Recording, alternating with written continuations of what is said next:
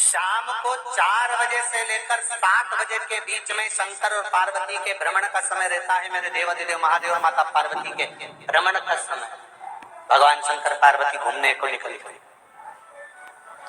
इसलिए हमारा सनातन धर्म कहता है शाम के समय पर माताओं को झाड़ू नहीं लगाना चाहिए, शाम के समय पर माताओं को चूड़ी बिछिया नहीं बदलना चाहिए, शाम के समय पर माताओं को मांग में सिंदूरा नहीं भरना चाहिए, शाम के समय पर माताओं को बाल नहीं बांधना चाहिए, शाम के समय पर माताओं को चौखट पर नहीं बैठना चाहिए। उसका कारण क्या है? क्योंकि पार्वती जी ने भगवान भोलेनाथ जी से कहा था कि तुम मुझे रोज शाम के समय प्रदोष काल में भ्रमण के लिए लेकर जाते हो, मेरे लिए आज्ञा क्या है? शंकर भगवान ने कहा सुनो पार्वती, मंदिर के अंदर नंदी रहता है, जाने वाला यात्री जब मंदिर में मेरा दर्शन करने आता है तो नंदी के कानों में कहकर जाता है कि शिव जी को मेरे यहाँ लेकर आना। मैं नंदी के अनुसार उनके घर जाता हूँ, मेरा काम है उनका कल्याण करना और तेरा काम है उनके घर की नारी को अखंड सौभाग्यवती का वर प्रदान करना, ये तेरा। तब पार्वती माता ने कहा अखंड सौभाग्यवती होने का वर मैं तो दे दूंगी, पर उस समय पर माताएं चूड़ी बदल रही होगी, हाथ से चूड़ी निकाल रही होगी तो मैं वर कैसे दे सकती हूँ? मांग भर रही होगी तो मैं वर कैसे दे सकती हूँ? उस समय पर चूड़ी बिछिया बदला जा रहा होगा तो मैं वर कैसे दे सकती हूँ? उस समय पर झाड़ू लग रही होगी तो मैं लक्ष्मी को वहां कैसे भेज सकती हूँ? आप बताओ। तो शंकर भगवान ने कहा प्रदोष का समय एक ऐसा समय होता है, शाम का समय ऐसा होता है जिस समय पर केवल शंकर और पार्वती की आराधना का समय होता है। हम तो कई लोगों से कहते हैं अगर आपके यहाँ संपदा नहीं आ रही है, बहुत मेहनत कर रहे हो, फल नहीं मिल रहा, कहीं नौकरी, कहीं सर्विस या कहीं व्यापार या व्यवसाय में कहीं तकलीफ आ रही है, हम सबसे कहते हैं शाम का समय पकड़ लो, शंकर जी के मंदिर में दिया लगाना प्रारंभ कर दो। शिव मंदिर में अगर दिया नहीं लगा रहे हो तो बेलपत्री के पेड़ के नीचे दिया लगा। बेलपत्री और शंकर जी के मंदिर में दिया नहीं लगा रहा तो शंकर जी के मंदिर के बाहर चौखट पर दिया लगा।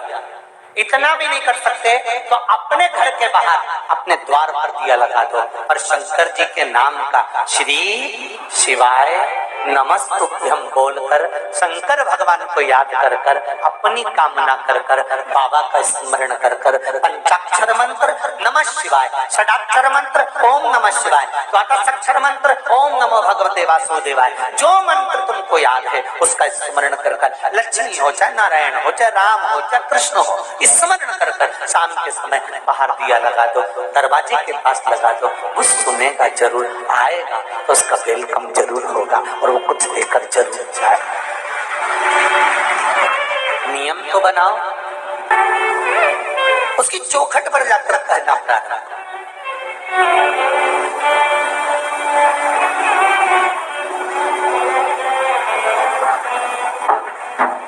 बृहस्पति महाराज ने कहा कि शाम का समय जो प्रदोष का समय होता है उस समय पर इंद्रदेव तुम शंकर जी की आराधना करो। शिव आराधना से शंकर जी जो मार्ग प्रशस्त करेंगे, शिव आराधना से जो शंकर जी कहेंगे वो तुम करना, ठीक है?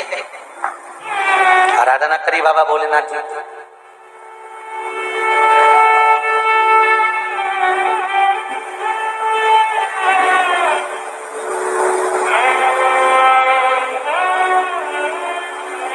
मालूम नहीं था इंद्रदेव को।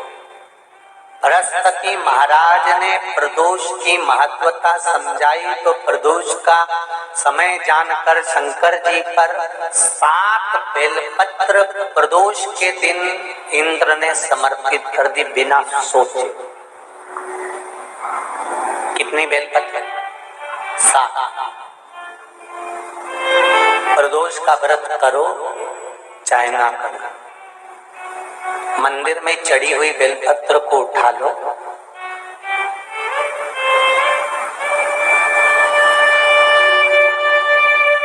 बेलपत्र का ब्रह्म कमल बना लो,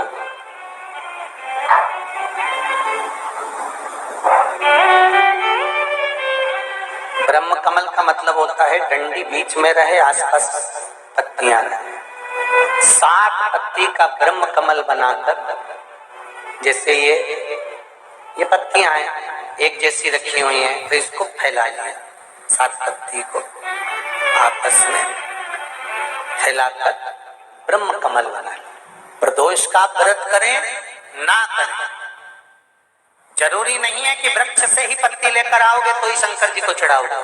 शिव जी पे से चढ़ी हुई उठाकर धोकर ब्रह्म कमल बनाकर बाबा से विनय कर कर, हे प्रभु आज मैं इस काम के लिए जा रहा हूँ, बाबा मेरा यह कार्य है, बोलकर श्री शिवाय नमस्तुभ्यम बोलकर शिवलिंग पर समर्पित कर दो।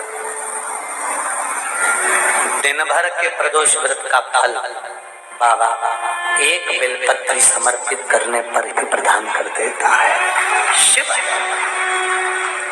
प्रदोष व्रत कर रहे हो उससे बढ़कर कोई प्रसन्नता नहीं, पर नहीं कर रहे तो प्रदोष के दिन या 12 महीने शिवरात्रि आती है।